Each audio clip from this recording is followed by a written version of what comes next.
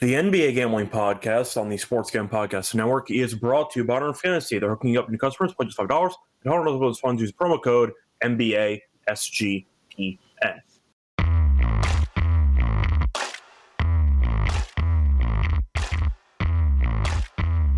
And welcome everyone to the NBA Gambling Podcast here on the Sports Gambling Podcast Network. It is currently Tuesday morning, November 4th, around 11 a.m. Eastern. I'm Rose Rochelle, joined by Lante Smith together to break down our thoughts for the Tuesday card.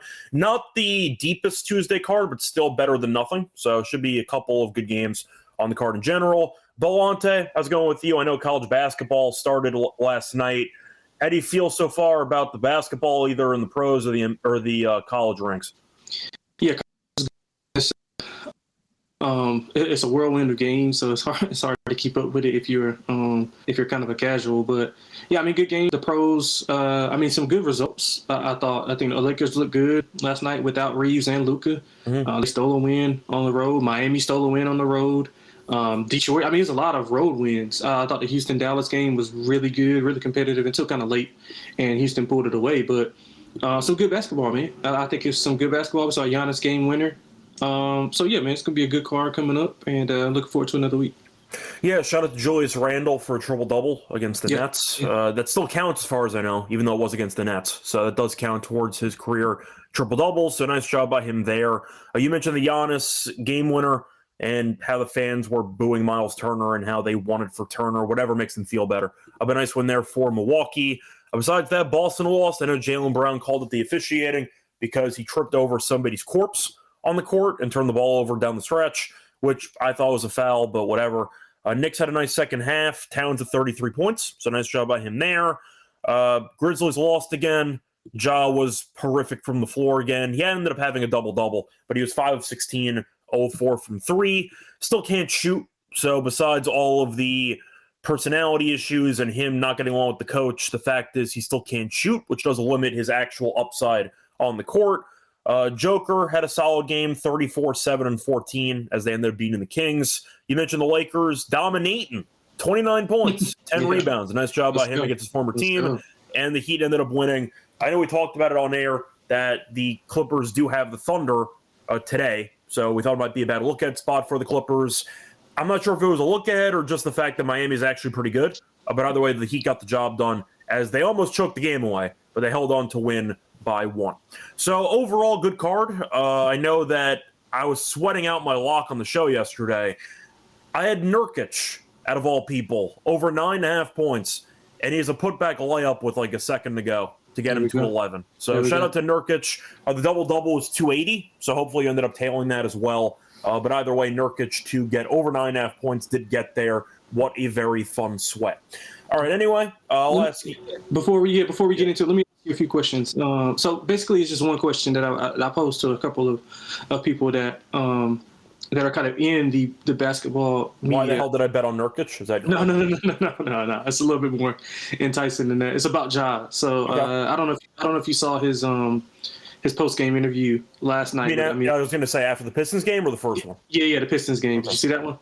Yes, I did. Yeah, so it's pretty obvious that he's not happy, and I don't know if it's. I think it's gone like too far where it's like I don't think it's comparable. I don't think it's like. I don't think you can like repair it. Yeah, I don't think you can repair it. So I put this up to a couple of people who cover the NBA, and I'll let you know what they said after you tell me your thoughts. So the first one is, would you trade Ja for LaMelo? Obviously, you know you have to put in other pieces with it. I was going to say, money has to match. Which team am I when you're asking this? Am I playing both sides right now? Yeah, just from both sides. If you were Charlotte, would you talk about it? If you were Memphis, is that kind of something that you would be into? So that's the first one. And then what about Trey? Ja and Trey. Okay, so Trey is intriguing because Trey's a free agent at the end of the year. So that does make sense if you don't want to lose Trey for nothing, so to speak, and you feel like you can potentially replace some of the production by getting Ja back. Trey's going to get paid a bunch of money. Whether you like Trey or not, there is a market for him. But I do think that if the Hawks really don't want to re-sign him, which based on the contract right now, if they did, they would have paid him already. So I'm assuming they don't want to re-sign Trey at this point. and him getting injured again doesn't help. I think Trae actually makes sense. Now, that's also more long-term plan building because Trae tends to play more games than Ja, but he's about to have a brand new contract kick in. And you kind of kick the tires with Ja for 2 more years under contract. So it does make sense to kind of push the can down the road. You get another talented but flawed point guard. It buys you another 2 years, and you go from there. So the Trae one, I understand. I don't know if Atlanta would go for it because they might just, in theory, want the cap space. I doubt it. But I think for Memphis, they would take that in 2 seconds because I think they're just done with Ja entirely. Atlanta's the question mark for that one. But the fact that he's a free agent does increase the probability of them accepting a trade like that. Now, for the LaMelo one, I got to look at the contract differential here because at first glance, that might actually seems pretty fair. Charlotte kind of identifies with LaMelo for some reason. He's never playing anyway. And Memphis identifies with Ja. So they both have insane crowd support despite never playing any meaningful games. Ja's played in more meaningful games than LaMelo has, and they're both hurt all the time. Yeah, Ja's won more than LaMelo too. Yeah, definitely. That's a very low bar. Yeah. So let me just if I was Memphis, go ahead. LaMelo's got 3 years left after this year, and you're looking at Ja having 2. The contract amounts are basically the same, but you get an extra year with LaMelo as opposed to Ja.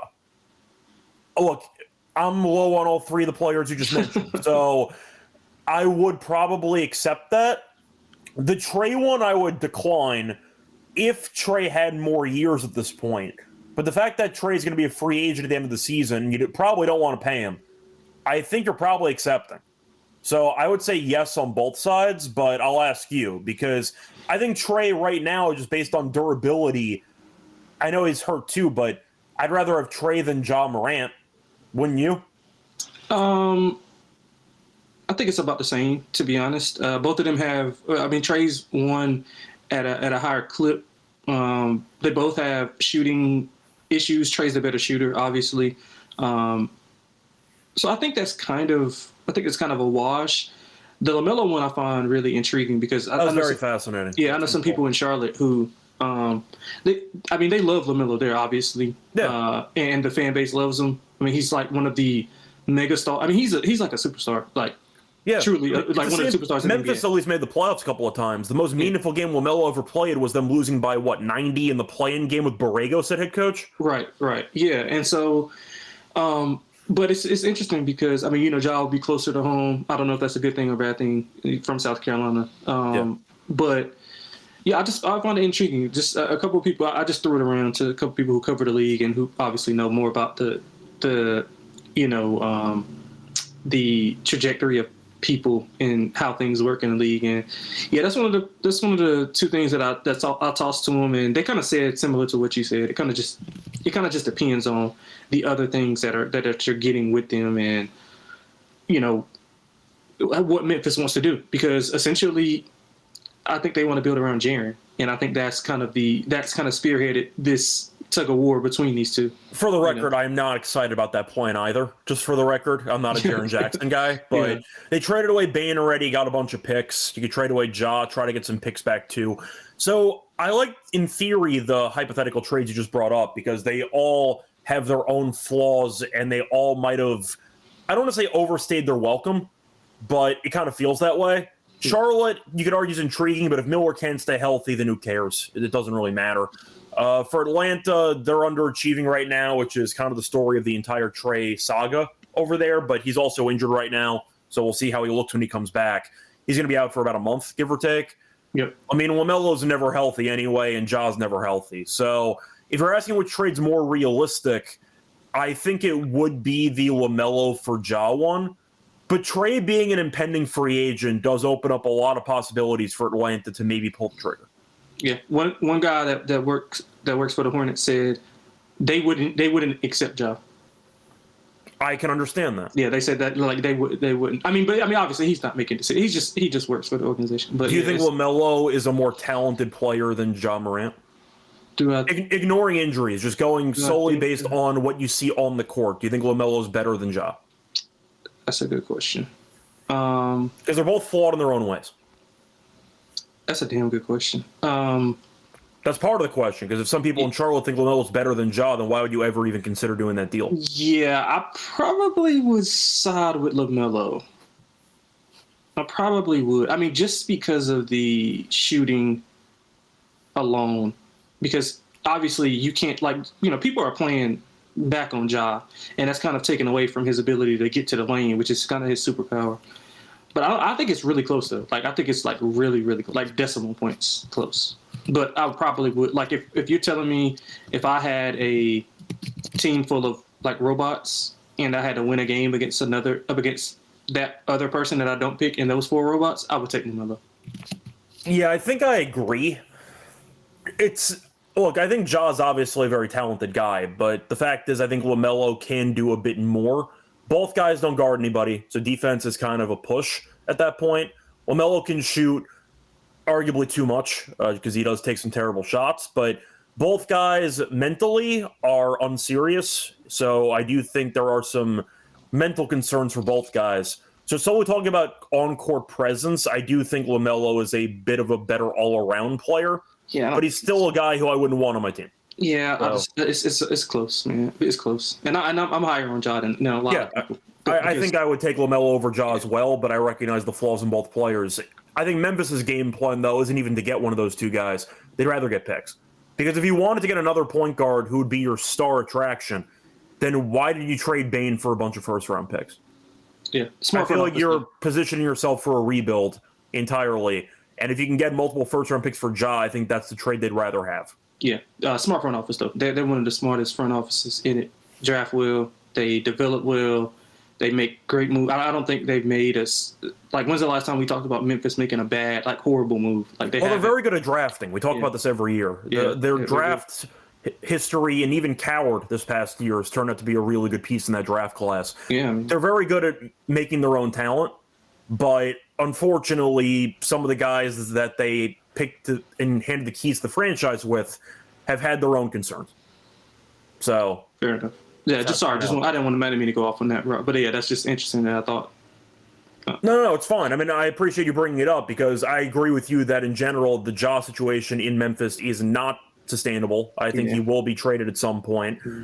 I also see reports from all these classic media clickbait companies on social media, on Twitter, etc., that Ja doesn't exactly have the most robust trade market. And I'm thinking to myself, is that actually true, or are you just saying that because you know everyone's down on him and you're going to get some clicks? I don't actually know if they ever have sources for this crap. I'd assume that it's true, but I could have said that without any type of, once again, sources backing me up, and I'm probably right. So I don't know if anybody actually confirmed that. You're talking actual teams. You're doing more research than these companies over here on social media.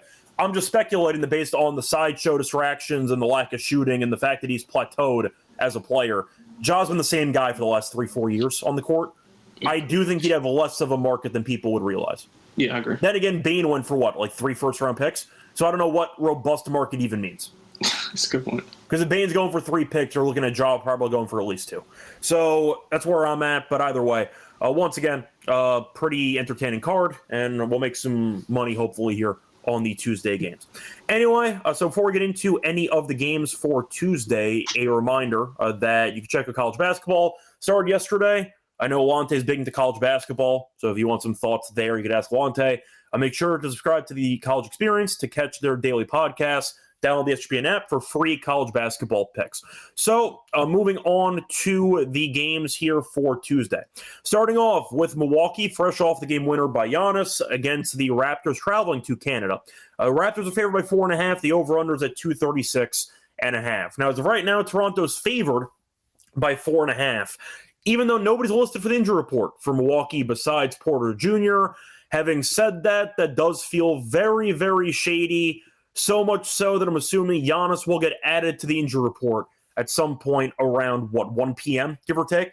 But Giannis played a bunch of minutes, had the game winner, an emotional win for the team because they rallied behind Turner, who I didn't think was very good last night, but you know what, a win's a win. Had a big block there in the final minute defensively. But I do expect Giannis to potentially sit in this game, and that's why Toronto's favored by 4.5. So I'll ask you just first things first. Based on the spread, I know it's a bad spot with travel. Doesn't this look like Giannis is not playing based on the spread? Yeah, I completely agree. Bucks off the back-to-back and emotional game, like you said, with the Turner going back to Indiana, and probably a game that they should not have been that close in. But Indiana's feisty, and they've been fighting. But again, I mean, I just think it's a good spot for Toronto, with or without Giannis. So if you like the Raptors, you might want to go ahead and bet this now. I would, because I think it's pretty much a signal that he's not going to play. But I mean, they match up well with them, with or without Giannis, because they don't have, Milwaukee doesn't have a ton of shooters. They don't rely on Giannis is the only person that gets downhill and that can kind of, expose what they don't have in rim protection. So I like Toronto. I like their wings should be able to play extremely well against the Bucks, who lack wing presence. So yeah, I like the Raptors here. I like the Raptors early, so I would look at them first quarter as well. I think they'll come out at home, kind of try to put the nail in the coffin early, so they don't have to worry about it late. Yeah, the frustrating thing though for, I'd say, the NBA is that you see a bunch of players who will grab their knee or something, and then immediately you'll see them just hit a game-winning shot, and you're like, are you hurt or are you not hurt? Because Giannis grabbed his knee at some point with a couple minutes to go in regulation, and then everyone forgot about it because he literally hit the game-winning shot at the buzzer, so it didn't matter. But I did notice Giannis was kind of grabbing at his knee at one point with a couple minutes to go in regulation. So even if he's not actually that injured, the fact is you're playing a back-to-back with travel. I did notice, though, Giannis was kind of looking at his knee. So I do think Giannis might be sitting in this game. But either way, I do think you're looking at a spot where the line kind of suggests that despite Milwaukee right now looking like a number that's too good to be true, getting 4.5 with nobody listed on the injury report, there will be names added to that injury report. So keep an eye out for shoot-around. I would not bet that early. If Giannis is going through shoot-around, and if you do think he's going to play, then you probably want Milwaukee, because Milwaukee is getting a lot of points, in my opinion, with a healthy roster. But this is price like Giannis is going to be sitting. And the fact is he was grabbing his knee at one point at the end of regulation. So that kind of increases the chances, I think, of him not playing in this game. So I'll go for Toronto with you. I think Toronto has been playing better lately. I mean, they were pretty lucky that Cleveland sat half their team over the weekend. But you know what? They won a couple games recently. They can score. I mean, Quickly was terrible against Cleveland, but we know that he can have some good games as well. It's scoring depth for me. If Giannis doesn't play, yes, they beat Golden State. Then again, Golden State lost to the Pacers right after it, so Golden State's kind of had some issues recently. But I'm going to go with Toronto with you. I think Giannis sits in this game, personally. Moving on to the next game. You have the Magic taking on the Hawks. Now, we saw the Hawks actually win the first meeting in Orlando. Then again, Trey's now out, so we're going to see how they look. For the injury report, we know Orlando is healthy. The problem is they've been underachieving. Mo Wagner's still out, but they still have Suggs. They still have Bane, Franz, Banchero, and Carter in their starting lineup. For Atlanta, their projected point guard is allegedly Alexander Walker. Could be Wallace. I actually like Wallace. I think Wallace is not that bad. So keep an eye out for Keaton being a potential starter for this team. Dyson Daniels, of course, Reese Shea, Jalen Johnson, and Hingus Pingus at center. So I'll ask you, because Atlanta's at home. We saw them lose their last game. They were competitive, though, but they just didn't have enough offense to actually match up with the Cavaliers, as they ended up losing by 8. Orlando's starting to play better. They ended up winning their last 2 games. Then again, they played Charlotte and Washington, which means nothing. So they really haven't beaten any good teams of the season. The counterpoint is Atlanta even a good team? Probably not. So I don't know if that actually matters. I'll ask you, though, do you want to lay 3.5 with a healthy Orlando team, or get 3.5 at home with an Atlanta team that has some point guard concerns? Yeah, I kind of like Orlando here. The defense played a lot better. I think they held the last matchup that they had, not with Atlanta, but the last game that they played, they held their first team under 100 points. So they're trending in the right direction. Paulo talked about the defense kind of coming together, and obviously with the new pieces coming in, I want to say the new piece coming in, and then you got De Silva playing a lot more extended minutes. You have Anthony Black playing like extended minutes. So guys are going into a different role. Also, Suggs early on has still been, in and out of the lineup. So they've been dealing with a lot. Maybe now they have some, a little bit more continuity going forward. Obviously, with the matchup with Atlanta early on, they got some familiarity there. I like the Hawks, but I don't like them in this spot against Orlando. because of the defense. Like the Hawks have decent guards, but they don't have a lot of guards that can create for others. That was Trey's superpower as far as creating for others and getting guys involved. And that's what you're going to have to do. It's not going to be a ton of dribbling and, running your offense, because Orlando's kind of going to disrupt that on defense. So I like Orlando. They're ending a 5-game road trip here. They've won back-to-back games. Paolo's been really good against Atlanta. In 11 career games, he's averaging 24, 7, and 4. So I think that they show up and have another defensive effort. I'm looking at the Hawks team total under just because of the way that Atlanta wants to play and how Magic defend. I think that bodes well for the Magic. So give me the Orlando minus 3.5. I'll look at the team total under for the Hawks as well. Yeah, I think I am going Orlando personally. They're starting to play a bit better. Yes, it was against weaker competition, but you know what? A win's a win. Like sometimes you just got to see a couple of games go in your favor, and then maybe you'll pick it up again. We had high expectations for Orlando. You could argue we had the same thing for Atlanta, but Trey getting injured does throw kind of a wrench into this thing. I'm still not sure if Naw is actually going to be point guard because that's just not his role. Do you think Wallace gets the start? Because Wallace, we know, has a history of actually being a point guard. I can kind of see that, but I mean, I think Nickeil Alexander-Walker has been playing well. It's just that he doesn't do what Trey does as far as distributing. So it's going to be hard for those other guys to get easy shots. They're going to have to try to go against the wall. And Orlando typically walls up. And now, obviously, if we know that they don't have a lot of ball handlers who can distribute, then they know it. And shooting has not been a strong point for Atlanta either, even with Trey in the lineup. So Nickeil, he's had 21 and 16 in the 2 games without Trey, so he's fine scoring.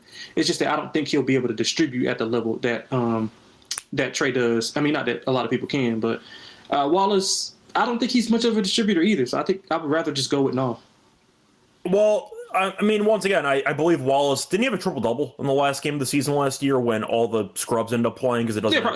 He's good. Yeah, he's good. That's what I'm saying. Like, I don't know if Naw, from a ball handling perspective, should actually be your number one in the starting lineup. I feel like Naw is a pretty solid bench option because of the shooting, etc.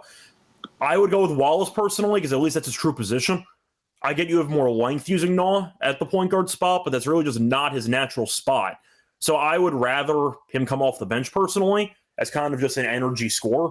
So I would use Wallace, but we'll see what Snyder ends up doing. But yeah, either way, I think Orlando wins, the better team. Orlando should be pissed off, though, because they lost at home against Atlanta earlier this season, and they were winning through 3 quarters. They got killed in the 4th quarter. So a bit of a chip on their shoulder, and they're healthier than Atlanta. So I'll go for the Magic in this one, minus 3.5. Moving on to the next one, looking at the matchup between, for the next one, we're going to look at the Sixers taking on the Bulls. Bulls laying 1.5. The over-under's at 240.5. The sad news is both teams finally lost the game. The good news is somehow the Sixers and Bulls are combined 9-2. So this is a very good matchup based on record. Bulls are favored at home. Very high total, which I 100% agree with.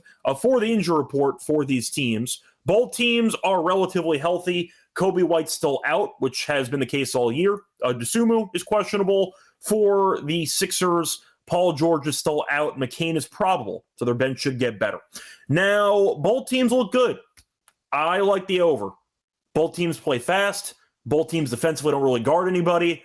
I just see a bunch of points. You might come down to the wire. Whether Maxey drops 35 or 38 might come down to might determine the entire game. Because I just see a bunch of points and Maxey potentially going crazy against Giddey. So I like the over in the game. For the side, I just see a complete coin flip, so I guess I'm on Philly. But I prefer the over. Just give me track me with a bunch of points. Yeah, I like the over as well. I think we see a ton of points. And you said Embiid is he's good to play in this game, right? I haven't seen any updates on Embiid, so him not being listed is a win for Philly. Yeah, or you could argue a loss because they're better without him, but the point is he should be playing. So I like Philly as well. So it's two different things. Two things that like something's going to have to give. Philly's undefeated on the road. Bulls undefeated at home. I do think that the Bulls, I think their play is what's the word I'm looking for? I think it's repeatable, especially at home. because they play a lot of guys, they get a lot of contributions. But Philly also does the same thing. They're getting a lot of contributions from other guys like Grimes. I think Oubre had a great first quarter or first half in his last game. Like they're getting timely contributions from those guys on both sides. So I think the teams are like the point spread's indicating is they're about even. I would probably favor Philly just because of the backcourt. With how well Maxey and VJ are playing. And then you add in Embiid, who probably could give Vucevic some foul trouble if he's actually engaged and wants to play, on the interior. So I do like the over. I think we see a lot of scoring. I like Philly. The Bulls they defended the three like really, really well, but they struggle defensively inside the paint. They always are because, look, Vucevic has had a very good year so far. He's never been a good rim protector, so that's not going to help. Yeah. And that bodes well for the guards because they want to get downhill. And you add Jared McCain, who probably would be on a little bit of a restriction, but he'll get out there, space the floor. That opens up even more driving lanes. So I like Philly here to get it done on plus money. And I mean, if you look at it, like the Bulls, they were allowing like under 35%, under 33% from three for the year. The Knicks shot 47% from deep last year. Now, last game. So I'm not saying that 76ers are going to shoot that high, but with the way that they drive the ball, they're going to get wide open looks. You just got to knock them down. So I think Philly will be able to knock them down. I like Philly. I like the over. Yeah, I think I'll go for Philly for the value, but I like the over as my main play for this one. Before we get into the rest of the actual card, reminder, they're brought to you by our sponsor, MyBookie.ag. Using to bet on football, basketball, college basketball, college football, you name it. Check the prop builder, second to none. They're model simple. Bet anything anywhere and bet on anything anywhere, anytime. Use crypto for funding your account and getting payouts. So check that out. And a reminder: when you head to MyBookie.ag, use the code SGPN for a special 100% bet bonus up to $5 for customers. MyBookie.ag promo code SGPN. We're also brought to you by Novig, which is the number one prediction market for sports in America. Get some great prices, reduced juice when you go to Novig. Available in 30 states. Download the app when you do so. $50 to spend just $5 if use our promo code SGPN. Get an extra Novig promo code SGPN. Welcome back, everyone, to the McGowan Podcast. Finished going through the first couple games that we have for the card on Tuesday. Time to keep it moving with the Hornets taking on the Pelicans. Is it too early to play the drop, or can I play the drop? Because it feels like we are already in toilet bowl territory. Can I play the drop? The Hornets are fine. I mean, the Pelicans suck, but the Hornets are I know. The Pelicans might be bad enough that they they do it on their own. Forcing me to do it by themselves. Yeah. Like every Nets game should just have a drop by default because one of these teams is just a complete waste of space. I'm going to play it because Charlotte has not been that good either recently. They're better than the Pelicans, of course, but they're not very good. So New Orleans laying 2.5. What can possibly go wrong?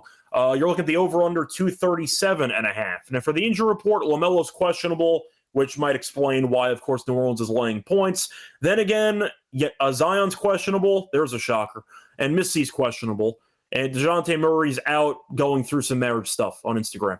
So I'll ask you, for this game, Pelicans laying 2.5. What can possibly go wrong? What do you like for this game? Yeah, I'm going to lay it with the Pelicans if I had to do it, because I don't think LaMelo plays. He was dealing with an injury. He didn't play last game, which was impressive for the Hornets because they didn't have LaMelo or Miller, and they dominated a Utah team who's trending up. I mean, they won last night. Utah's been really good. Utah's been really good. So I thought that was a really good win. Still a little bit too much Keontae George for me, but they do look better than I expected. Yeah, they look a lot. I mean, Will Hardy can coach. He definitely can coach. But the Hornets, I mean, they look good. They rely a lot on their rookies. Sion, and Kalk have been really good. Sion's nice. Yeah, he is. And Kalkbrenner, I mean, he doesn't wow you on a stat sheet, but he disrupts things defensively. I mean, he's not a 4-time defensive player of the year in the Big East for but what is he shooting? Like 85% from the floor because every shot he takes is a layup or a dunk. That's fine. He's exactly what you want from a rookie center. Exactly. He's exactly what you want from any center, to be honest. And he does a good job of getting out in space and defending as well. So. But I do think there's some value on the Pelicans. I mean, I know that's hard to say, but Hornets' road numbers aren't that good. They perform a lot better at home for obvious reasons with a team that young and with that type of energy at home. They feed off of it. But I think the Pelicans can get it done here. I like the wings. Trey Murphy should have a monster. Trey Murphy should have a monster night, especially without Brandon Miller on the floor. Zion, if Zion does play, I mean, if Zion doesn't play, I like the Pelicans even more because that means the line will probably go down to about pick. And I like that even more. So I think it should be probably without Zion, probably should be about what it is now. But with him, I feel like I'm either way. I think it's too short if it's Zion is playing. Granted, if LaMelo's playing or not. So I'm gonna take the Pelicans here to get their first win of the season. Yeah, for the record, I'm not going to bet this game. I have no interest at all. I will for you. Don't worry. Either team. I will for you. Don't worry. At the same point, conceptually, I can't lay points with a team that's winless. I just can't do it. I get the argument is LaMelo, probably decent chance of not playing. You could argue that Zion might be 50-50, so that's why they're favored, because they're kind of hedging their bets. If Zion doesn't play, maybe you drop it by a point or so, but if Zion ends up playing, it goes up to 3.5, 4.5, so they're kind of hedging their bets. New Orleans, though, as far as I'm concerned, is just a fake basketball team. And the fact that Willie Green is still the coach, I think is insane. They brought in new GM during the offseason, and they decided, you know what, we're going to wait and see on Willie Green. I don't really know what you have to wait and see. I feel like we've all seen the same thing for the last 3-4 years, and it's been a mess. So, look, the thing is, Charlotte had a new coach a year or two ago. I don't mind them. I actually don't mind their head coach. I get the team isn't very good, but I do think comparing coaches, Willie Green, I think, is probably towards the bottom if you were power ranking current NBA head coaches. I don't mind Charlotte's head coach. Do you? I don't think he's that bad. I mean, they haven't won many games, but I've chalked it up more to talent on the roster. Their coach isn't that bad. Yeah, no, I like Charles Lee. I mean, he had him playing despite all the injuries that happened. I mean, they played without the top two players last year for a majority of the year. They were still feisty at times. They're really good on defense. They're really good on defense. They were still top 13, top 12, 13 defensive efficiency with guys who weren't as talented. And now they have upgraded their talent significantly to me. And when LaMelo's on the floor, they just look a lot better. They can just get both of those guys, Miller and LaMelo, to stay healthy. I think they'll be fine. I mean, I think they'll be fighting for a play-in spot this year. I mean, that's how much they've upgraded. And he's a good coach. He got a good staff. I like him. I'm going to push back a little bit, though, on the play-in thing. I get the Eastern Conference is weak. We have no idea how long Miller's going to be out for at this point. Yeah, that's true. That's the red flag for me. Yeah, I think that they looked early on like they could be a play-in team, kind of like the Bulls in years past of, like, I guess they're going for it, and maybe you'll get like a 9 or a 10 seed. But I do have to point out that Miller, we have no clue. The shoulder issue is serious, so he might be out for a couple months. Like, we don't know. Yeah, that's fair. So that's why I'm going to pump the brakes a little bit on their play-in chances, because we know LaMelo's going to get hurt at some point. It's kind of just going to happen. It's an evergreen tweet year in, year out, which is he's out for a couple weeks. So we'll see what happens, but the Hornets look entertaining. They're better than, maybe they looked in previous years, but do I trust a LaMelo, who might miss some games, and a Miles Bridges duo He's been to good, lead you to the play-in? Miles been good. It's a stretch, because Bridges, he thinks he's so much better than he is, so he just chucks up a lot of bad shots, but sometimes they go in. Now, Knoopel's been very good. Cockbrenner's been very good. And you mentioned they have a couple of younger players as well. Big news for them, though. They officially sent Salon down to the G League. Thank God. I can't stand watching him play basketball. But yeah, Salon's not on the team anymore for now. So we'll see how long he sits there. I can't stand watching Salon play basketball. I think he's awful. Yeah, it's a bad pick. So there you go. Point is, though, with Brandon Miller being a key piece of the team, whether you like him or not, with him being out indefinitely, I cannot view the Hornets' long-term plans as highly as you. That's kind of where I'm at for Charlotte. I agree. I kind of agree with that. I mean, if he's not there long-term, it's going to be an uphill battle. But like you said, like I try to trust their coach to get things done. I think they'll be right there with the Torontos of the world at the bottom of the conference, kind of fighting for that 10th spot. So yeah, but either way, for me, I'll go with the Hornets in this game. I might wait for injury news anyway, but I said before, I'm just not betting this game. I said before there are 6 games. There's not many.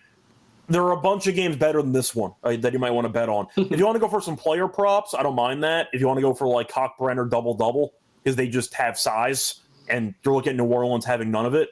But once again, it might just be a prop game. If you want to go for Knoopel threes, you want to go for Bridges stuff if LaMelo doesn't play.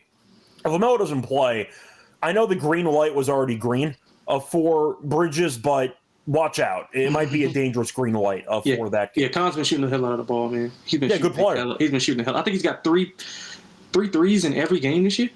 I think he has one with 2, but I think all the other ones he has 3. But maybe it's 2 that I'm thinking about. Well, Knoopel was a pretty decent draft pick in terms of where he was selected because people thought he was a pro-ready 3-and-D guy. The defense is a bit questionable, but you know what? If you're going to shoot the lights out and you're ready to immediately contribute as a three-point marksman, you're going to play a long time in this league. Yeah. And Knuppel looks the word I'll use is comfortable.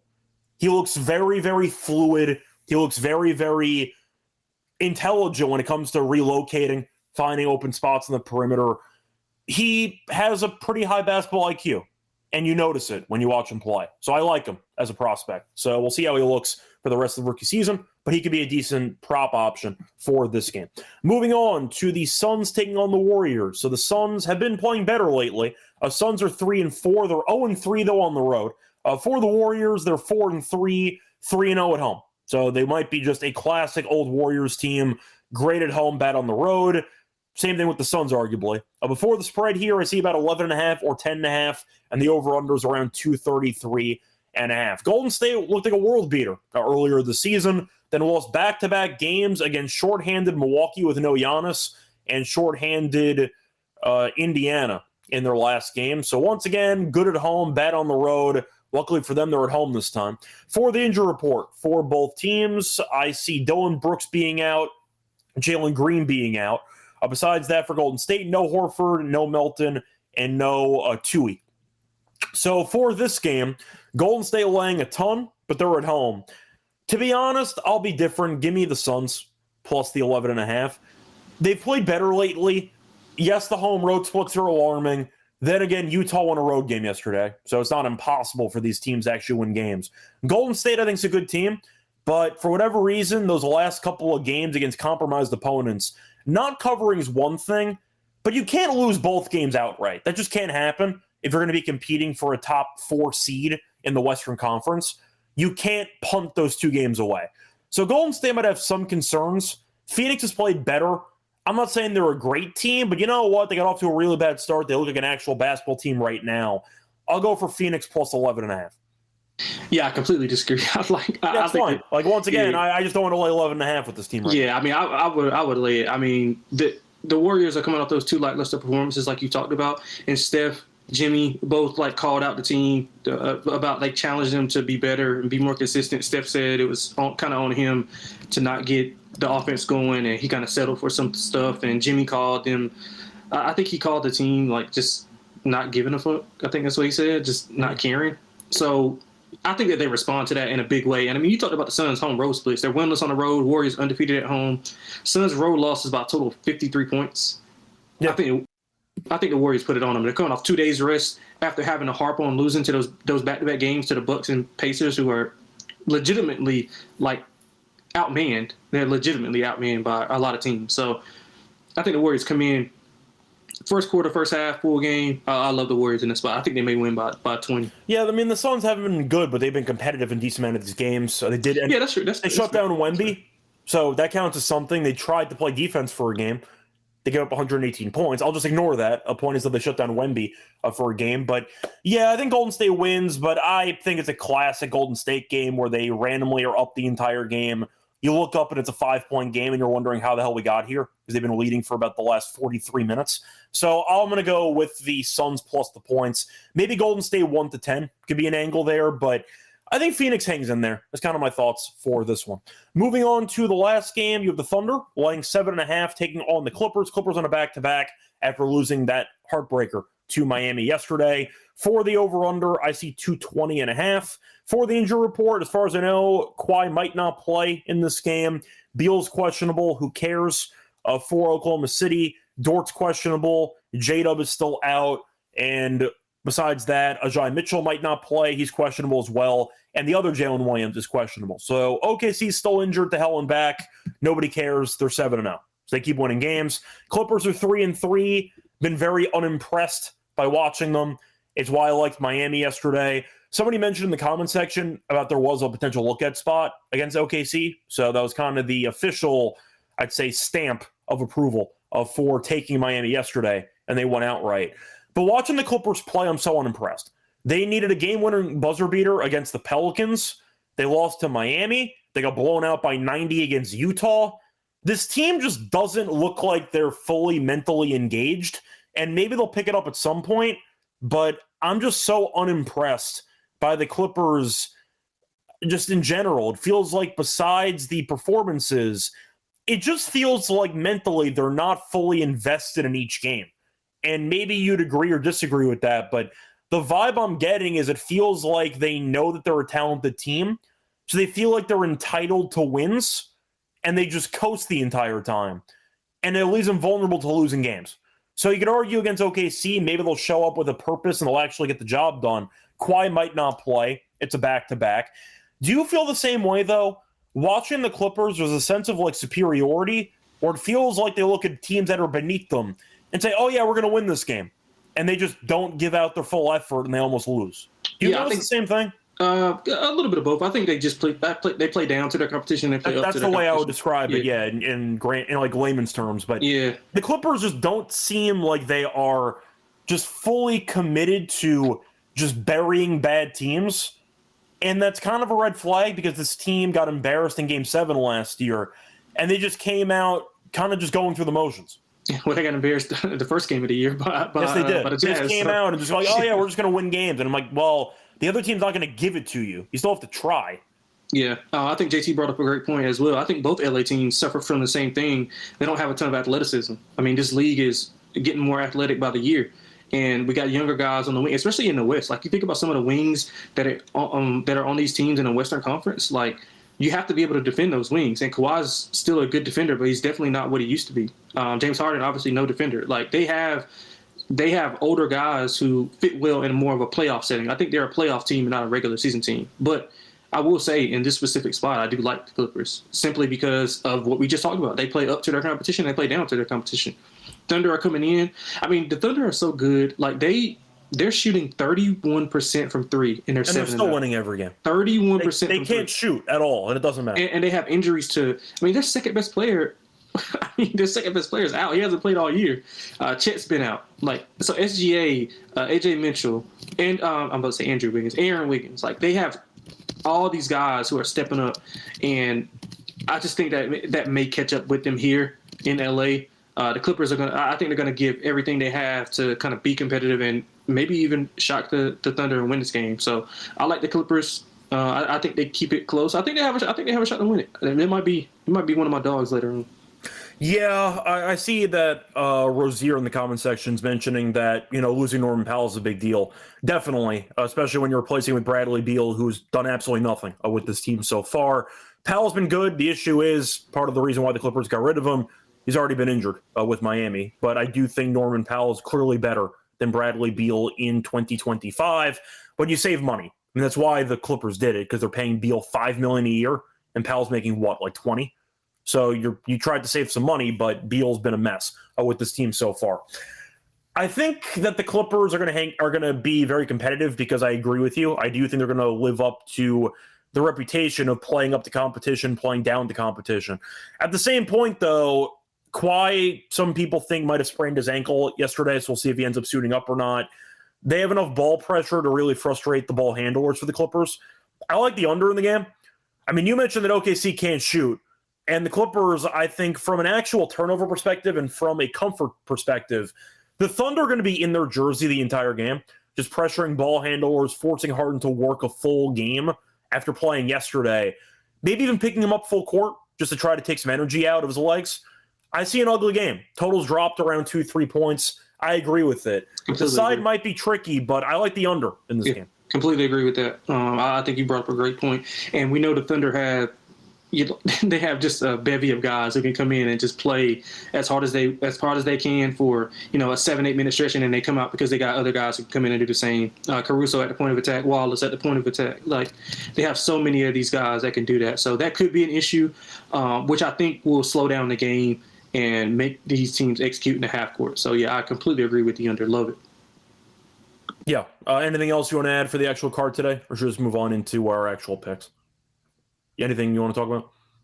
I don't know. Oh, my bad. No, I'm good. I don't know. My mute button was tripping. Yeah, but no, I'm good. Okay, cool. Anyway, so before we get into our best bets, a reminder, they're brought to you by our sponsor, Arnold Fantasy. So we're going to do an underdog entry in a few minutes. Play pick 'em entry, chance to win 5,000 times your entry. Pick higher or lower on your favorite player stats. Underdog will be also offering a brand new offer for new customers. Play just $5, get $100 bonus funds. Use promo code NBA SGPN. We're also brought to by Rhythm. So they're crushing in college football, the NFL. They just added NBA. Check out college basketball as well. Get some model plays there. Giving away cash prize every week for tracking your bets in the app. Trick 5 bets of the same type model to be built. You can win $1K. Use promo code SGPN25 or download the app for quarter first month. That were the months you can promo code SGPN25 for a quarter off your first month. Welcome back, everyone, to the NBA Gambling Podcast. Finished going through all of our thoughts for the games on Tuesday. Time to run into the lock and dog picks. Alante, I'll let you go first. What's going to be your lock and dog for the Tuesday card? Yeah, we'll keep it simple, man. We just talked about my dog. I like the Clippers to win it outright. I think they'll slow the game down. It'll be a low-scoring affair, not a ton of possessions. They'll play up to their competition. I think the Thunder maybe just don't make – I mean, they haven't been making shots, but I think the Clippers make a couple more shots more than them.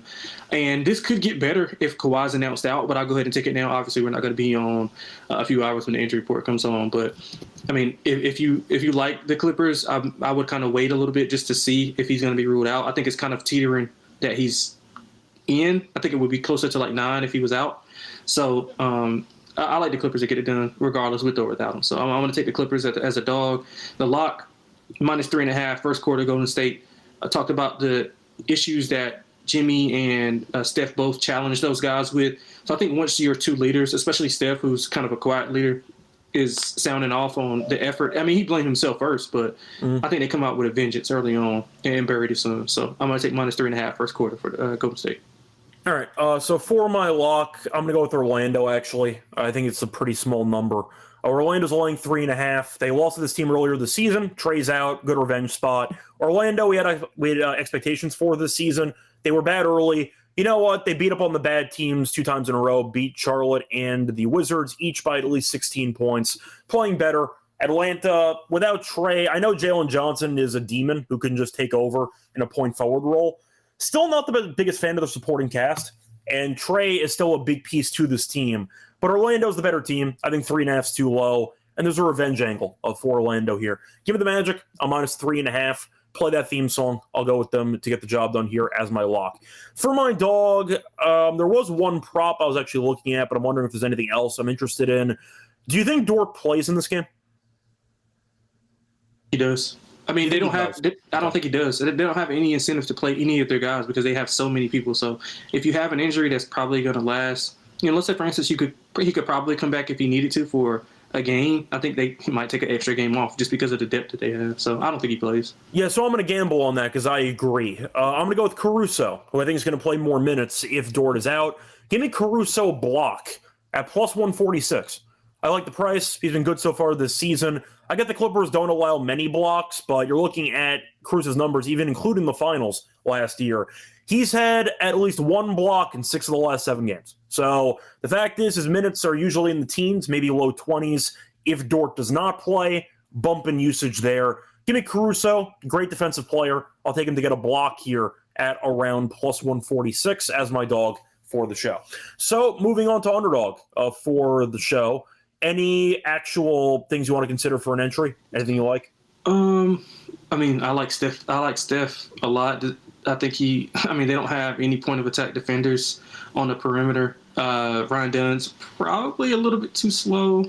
I will look at Steph's points. Okay. Steph points, by the way, are available at 24.5. Yeah, I think he gets close to 30. Okay. Do you prefer the points or the threes? The points. The threes are, what are they, like 4.5, 5.5? Threes are at 4.5. Yeah, it's too much. I mean, obviously, I think he can do it, but I mean, I don't want to bet on that. Yeah, for reference, by the way, the Suns are allowing the 5th most points per game to opposing point guards. So I don't mind that at 24.5. Yeah. So I'm fine with that. Looking for other stuff that could have some decent value here. Just looking right now. I know somebody brought it up in the chat before I could. They talked about Scotty Barnes' rebounds. I like his PRA. I do think that the athleticism of the Toronto's wings, specifically him, and they don't have a point guard per se, so he's kind of like running the show. I was going to say, they have Quickly, but they kind of rotate who actually... Quickly is more of a combo. It's just his size, so he's listed as a point guard, but he's more of a combo than anything. But like Barnes initiates all of the offense. So, I mean, his PRA is kind of interesting because the Bucks don't have any perimeter-oriented defenders either, especially if Giannis is out. It's only 31.5. It's really not that bad. I saw somebody mentioning his double-double in the comment section earlier. Yeah, 10-plus rebounds in like 3 straight games or something like that. Yeah, I'm sorry, whoever. I forgot who did it, so shout out to you for that. Yeah, and I'm trying to give what else we might want here. Sorry, I'm just looking to see if there's anything I'm actually interested in for this. Am I interested in anything? Sorry, I'm just trying to find anything that I'm intrigued by here. I see LaMelo stuff, but he might not play, so I can't really take him. Yeah, you know what? I'll go for the matchup here. I think it's a good overall spot for him. I'll go with Franz. I'll take Franz 21.5 points. He's been good lately. He's had at least 22 points in 8 of the last 10 against Atlanta earlier this season. He had 27, so I do think it's a good matchup for him there. Yep. Against Atlanta, he's had at least 22 and 4 of the last 5. Good enough for me. Give me Franz on his points higher as the last choice for the entry. So that's going to wrap it up for the show. Our underdog entry once again is going to be Steph Curry higher, 24.5 points, Scotty Barnes higher, 31.5 PRA, and Franz higher, 21.5 points. It's going to wrap it up, though. Wante, anything else you want to add? That's about it, man. Apologies for the tirade earlier. I know everybody didn't like it, so that's my fault, not Scott's. No, it's fine. Some people just want to get into the picks immediately. I don't mind talking NBA because there are some long-term implications for what we're talking about. But Jaws is the storyline of the NBA right now. We were going to talk about it. It is what it is. The show is still 50 minutes, so it wasn't like we took that long anyway. But either way, that's going to wrap it up. We'll be back once again tomorrow. Till next time, good luck to all of you and all of your bets. Bye, everyone. Basketball.